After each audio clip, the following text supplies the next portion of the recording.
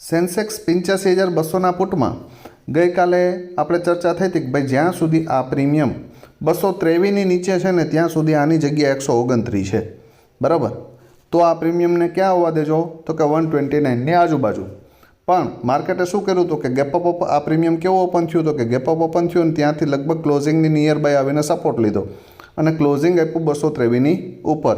તો risky trader એક અહીંયાથી ટ્રાય કરી શકતા હતા અને પહેલો ટાર્ગેટ 315 અને બીજો 415 સુધી જઈ શકે. આવું ક્લીન આપણું પ્રેડિક્શન હતું અને માર્કેટે લગભગ ફર્સ્ટ 30 મિનિટની અંદર જ આ ટાર્ગેટ એચીવ કર્યા. ધારી લ્યો કે શેપ ટ્રેડર આ એન્ટ્રી કરવામાં ચૂકી ગયા તો આ જગ્યા ઉપરથી ફરી આ લેવલને તોડ્યું 315ને અને ફરી ઉપર નીકળ્યું તો અહીંયા એન્ટ્રી બનતી હતી. તો 400 સુધી પહેલો ટાર્ગેટ મળ્યો.